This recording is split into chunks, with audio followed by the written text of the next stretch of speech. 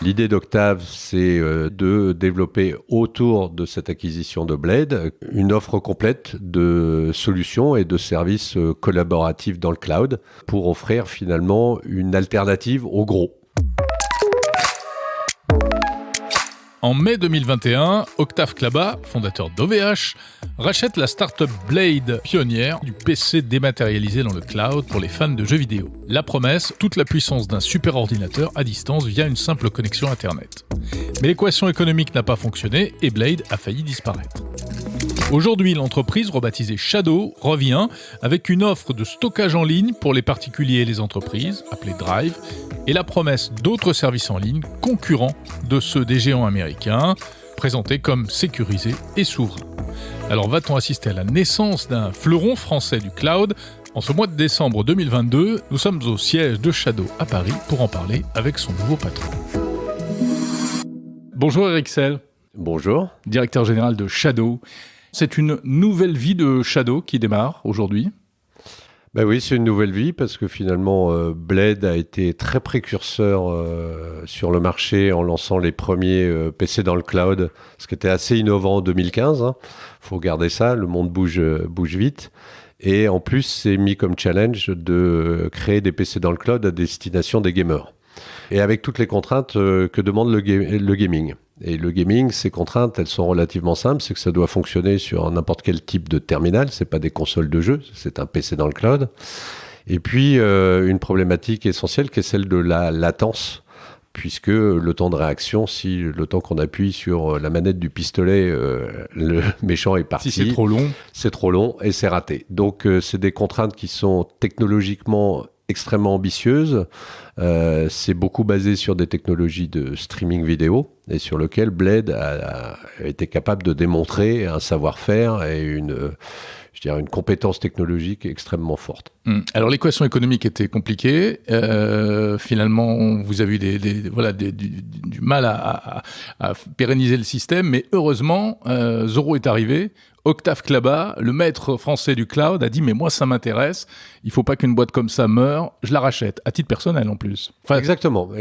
L'idée d'Octave, c'est de développer autour de cette acquisition de Blade, qui a son expertise sur le domaine du PC, une offre complète de solutions et de services collaboratifs dans le cloud pour offrir finalement une alternative au gros. Alors c'est une vraie ambition, c'est vraiment ambitieux, vous le dites, faire du SaaS, c'est-à-dire du Software as a Service, donc c'est ce qu'on utilise tous les jours aujourd'hui, c'est du traitement de texte dans son navigateur Internet, c'est du tableur dans son navigateur Internet, c'est des centaines de services professionnels dans son navigateur, et c'est là-dessus que vous allez, avec quels arguments pour séduire le public, je dirais ?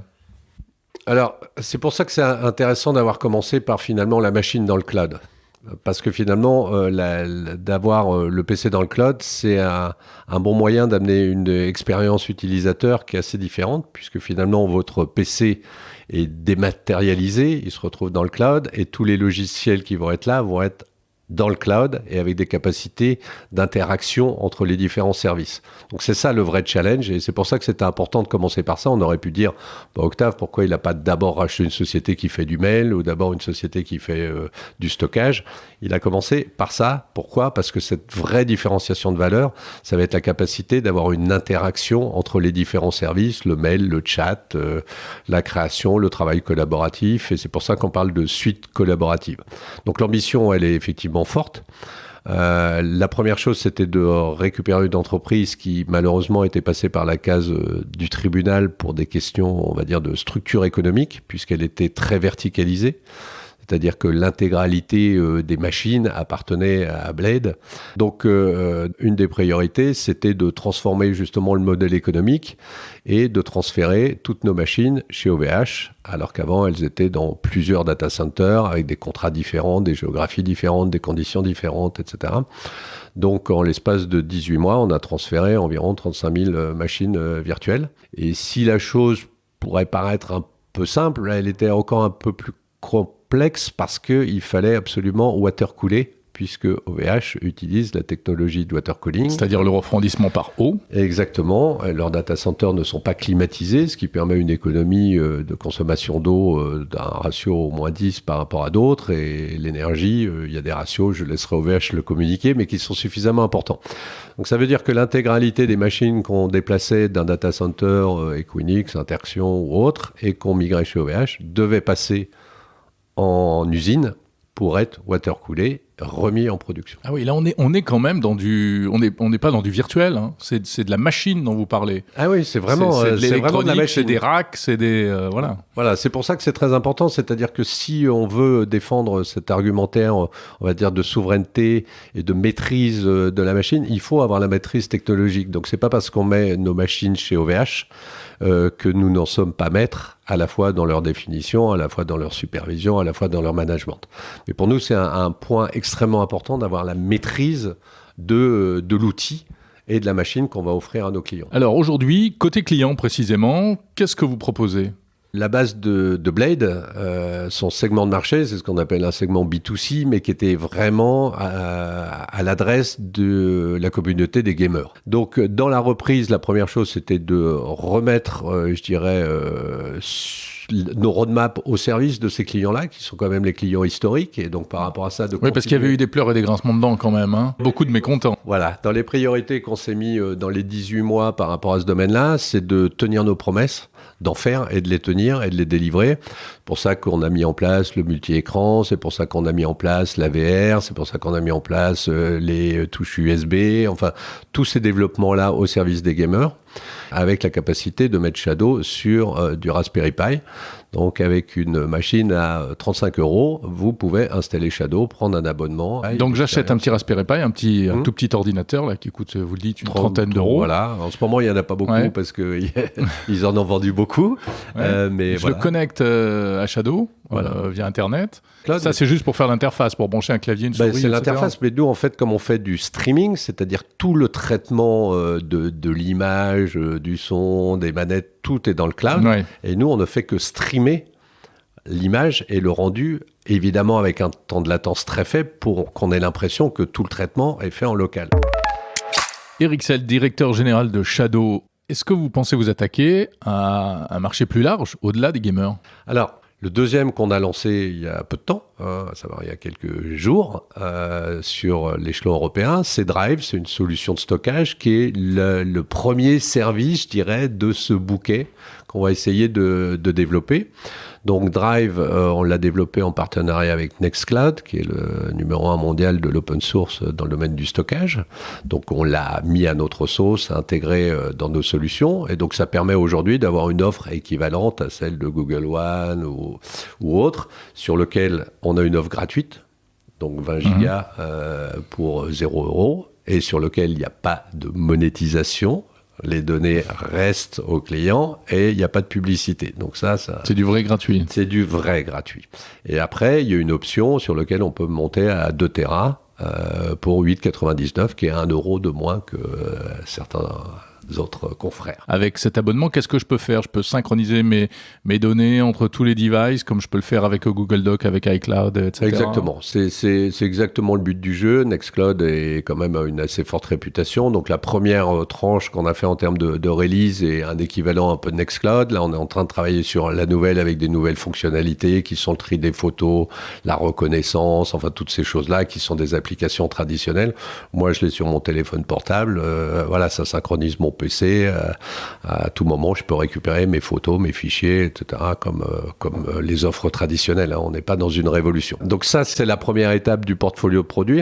Après, il va y avoir les mails, la visio, les suites collaboratives, et on va étendre ce schéma en termes de portfolio de produits. Et le troisième axe de développement, c'est le B2B. Donc les professionnels. Exactement. Parce que finalement, cette notion d'avoir une machine dans le cloud, surtout avec le Covid, avec le télétravail, avec l'augmentation des besoins des logiciels, parce que ça évolue tout le temps. Si on arrive à repousser l'obsolescence des équipements, ça intéresse beaucoup les industriels. Et puis après, gérer un parc sur lequel on n'est pas forcé de gérer du hardware, mais potentiellement on peut gérer des PC qui vont être gérés par Shadow dans le cloud. pour un directeur informatique de PME, au lieu de commander un tel, un Mac, un autre, je vais sur Shadow, je crée mon compte et à l'intérieur de ça, je vais allouer telle machine à telle personne, telle machine à telle autre personne, telle machine à telle autre personne et je vais gérer mon parc informatique virtuel. Ça évite, les stagiaires s'en vont, finalement, on n'est pas forcé de récupérer leur PC parce qu'on leur a, ils sont venus avec ce qu'ils avaient et on leur a donné un PC puissant. Donc ça vous donne une flexibilité qui est énorme. La deuxième chose que les gens sous-estiment un tout petit peu, c'est que comme nous, on fait que du streaming de l'image en termes de bande passante nécessaire pour arriver à utiliser Shadow, un bon Wi-Fi suffit. Quelques mégabits de bande passante, ça suffit à avoir Shadow. Mais par contre, comme les machines sont dans le data center, entre elles communiquent à une vitesse de 1 gigabit. Donc si demain, je veux télécharger un film ou un logiciel, en fait, je le télécharge à 1 gigabit. Donc même si j'ai pas beaucoup de débit, je gagne énormément en termes de performance et d'acquisition. Mais le troisième point qui est encore plus important, c'est que finalement, pour les entreprises, les données qui pourraient être réputées un peu sensibles, vous prenez aujourd'hui, dans nos premiers clients, c'est des cabinets d'architectes par exemple. Les dossiers d'architectes, quand il y a des compétitions, c'est des dossiers très sensibles. Et ils ne sortent pas du data center. C'est-à-dire que les gens peuvent aller les regarder, travailler dessus, demain travailler en mode collaboratif sur le même projet, mais la donnée, le jour où la personne quitte l'entreprise, on éteint son PC et il n'y a rien. On ne peut pas la télécharger. Alors, on peut, les gens ont les libertés, mais l'entreprise peut, elle, décider de ne pas autoriser le téléchargement. D'accord. Alors, ce qui est valable, là, je parle des architectes, mais si demain, on envisageait du domaine médical, du domaine comptable, des choses comme ça, toutes les données restent dans le cloud, d'où l'importance d'avoir migré ça chez OVH. Et le troisième, qui n'est pas anecdotique, c'est dans le domaine du gaming. C'est Bandai Namco, qui est quand même un assez gros leader, et sur lequel on a travaillé, on l'avait gardé un peu en confidence, mais on a travaillé avec eux sur le lancement d'Elden Ring. Alors vous allez me dire, qu'est-ce que vous êtes venu faire là-dedans ? Quand vous lancez un nouveau jeu qui vous a coûté quelques centaines de millions de développement, à un moment, vous devez vous adresser aux journalistes pour qu'ils le testent en avant-première avant que le jeu ne soit sorti publiquement. Et par rapport à ça, vous avez quelques contraintes, c'est-à-dire que vous n'allez pas envoyer la disquette partout d'un jeu hyper confidentiel, donc vous faites un événement avec les journalistes qui viennent tester, ou alors vous donnez des soft keys sur lesquels les gens vont pouvoir un certain temps installer ça. Mais vous avez plusieurs problèmes. Vous avez le problème de la confidentialité. Voilà, il y a des fuites.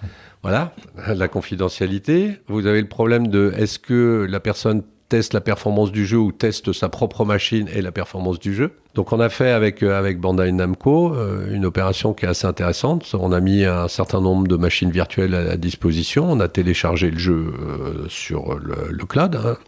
Et donc on a donné à chaque journaliste une clé sur laquelle pendant 2 heures, il pouvait travailler avec une garantie de performance de la machine, avec un watermarking si jamais il y avait des copies ou des fuites qui étaient faites, et surtout avec une capacité de manière transparente de surveiller où est-ce que les gens bloquaient, quelle était leur problématique, comment ça fonctionnait. Eric Sell, directeur général de Shadow, on voit bien donc dans quelle direction vous voulez aller. La promesse, c'est toujours celle de la sécurité, la souveraineté, la French Touch finalement. Oui, c'est ça, de la French Touch, et puis aussi d'essayer d'amener quelque chose de différent en termes d'expérience, parce que le but, c'est pas juste de copier, de se mettre un petit label français ou européen. Et d'ailleurs, sur la partie européenne, je veux juste quand même souligner une chose, c'est que dans les développements qu'on a fait dans les 18 mois, on a ouvert quand même 7 pays. Ce qui n'est pas négligeable dans l'espace de quelques mois. Donc on a ouvert l'Autriche, la Suède, le Danemark, l'Italie, hier l'Espagne, le Canada. Donc voilà, on étend cette compétence territoriale pour avoir un marché adressable, surtout en Europe, extrêmement fort, extrêmement complet. Et par rapport à la French Touch, ce qui est important aussi, c'est d'essayer de mettre vraiment de l'innovation. Et donc, quand je parlais d'interaction et de collaboration sur la virtual machine, imaginez demain, je reprends mes architectes, mais ça peut être beaucoup de gens, vous êtes en train de travailler sur un dossier, vous avez des gens qui sont à distance, qui veulent travailler sur le même dossier, demain, ils pourront ensemble créer, travailler là-dessus, et dans le même temps, ils auront une visioconférence pareil sur Shadow. Ils auront le Slack s'ils ont besoin de discuter ou de chatter entre eux. Ils auront, voilà. Et tout ça sur un même écran, vu qu'on stream, c'est-à-dire que la puissance qui permet de gérer tout ça, elle est dans le cloud et elle n'est pas à la charge de l'utilisateur. Vous parliez tout à l'heure, par exemple, des données de santé. Ça, c'est un secteur qui est hyper réglementé. Et même OVH a eu du mal à se battre, par exemple, contre Microsoft pour le fameux Health Data Hub, etc. Il y a beaucoup de travail avant d'arriver dans le domaine de la santé. C'est un travail monstrueux. Hein. Là, on est... ce que je vous explique, là, en 18 mois, de reprendre une société qui était à la barre du tribunal, qui a eu 5 CEO en 2 ans, qui a eu le Covid, et on a recruté 70 personnes, et on a migré 35 000 machines, et on a refait notre site web, et on a refait notre plateforme informatique, et on a lancé Drive, etc. Tout ça en 18 mois. Les équipes sont un peu fatiguées, mais on n'a pas vraiment à rougir de ce qu'on a fait. Je ne vous parle pas des pays ouverts, etc. Maintenant, aller attaquer des grandes entreprises, ça sera une deuxième étape, c'est important, c'est dans notre cible. Aujourd'hui, on va commencer par du transactionnel, c'est-à-dire qu'en gros, vous allez sur le site, vous êtes un client, vous enregistrez votre CEPA, et puis vous pouvez configurer un certain nombre de machines. Quand on va monter dans la gamme au-dessus, d'aller voir des banques, des sociétés de santé, il va falloir rentrer dans toutes les certifications SecNum et toutes ces choses-là. Je dirais, ça prend du temps, hein, on est quand même une PME. Le seul avantage quand même déjà qu'on a, c'est que l'infrastructure qui est quand même essentielle dans ça, hein, si demain j'avais ne serait-ce qu'un data center qui n'est pas chez OVH, je perds ma capacité de certifier ça. Donc ça va prendre du temps. Les grandes entreprises, à part des applications comme j'évoquais de la SNCF, mais les grandes entreprises qui d'un seul coup diraient je mets 1000 machines chez vous pour gérer tout, on va y aller doucement. Parce que justement, il y a tous ces aspects-là, mais ça fait partie de la roadmap. Et est-ce que vous envisagez un jour d'aller vers des outils plus sophistiqués qu'on trouve aujourd'hui dans le cloud, d'intelligence artificielle, de choses comme ça ? Alors, ce qu'on est en train de faire, quand on a repris Blade, il y avait une activité de mining, hein, puisqu'on a quand même une infrastructure avec des machines importantes. Pour les crypto-monnaies ? Voilà. On a arrêté ça. On a bien fait d'ailleurs parce que ça a un petit peu chuté. Par contre, ce qui est important, c'est que nous, les machines, si vous voulez, elles tournent, elles sont là, et ce qu'il faut, c'est les mutualiser et qu'elles finalement rentabilisent au maximum leur mutualisation. Et donc, dans le domaine du gaming, on sait à peu près les tranches horaires auxquelles les gens jouent. Ils vont jouer, mettons, de 6h à 1h du matin. Et puis, dans la journée, potentiellement, ils on va se couchent pouvoir tôt, vos gamers. J'en connais qui se couchent plus tard. Ah oui, mais la moyenne d'âge n'est plus de 20 ans. Hein. La moyenne d'âge des gamers est en train de monter vers les 30, 35, 40. Alors bon, on se prend une petite camomille et puis après, on va faire dodo. Mais dans la journée, finalement, ces machines qui sont disponibles, on peut les mutualiser et justement en faire profiter du B2B. Et puis après, il y a l'aspect de la nuit, parce que nous, on a cette contrainte de latence. On pourrait se dire, vous n'avez qu'à prendre votre marché américain, mais non.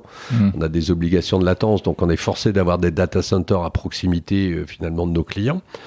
Donc, on est en train de lancer ce qu'on appelle du spot computing. C'est les prémices du HPC. Donc ça veut dire quoi ? C'est-à-dire, en gros, ça va permettre de donner à des laboratoires de recherche, aux pharmaceutiques ou d'intelligence artificielle, la capacité d'agréger un certain nombre de machines et pour avoir de la puissance de calcul la nuit pour des calculs très complexes. On voit dans les recherches de vaccins ce que peuvent faire les besoins de calcul et de modélisation sur les souches, sur les choses comme ça. Mais ça, c'est un exemple. Il y en a plein, la météo, le militaire et autres. C'est de mettre à disposition finalement de la puissance de calcul comme fait aujourd'hui Amazon, etc. dans le HPC. Merci beaucoup Eric Sell, directeur général de Shadow.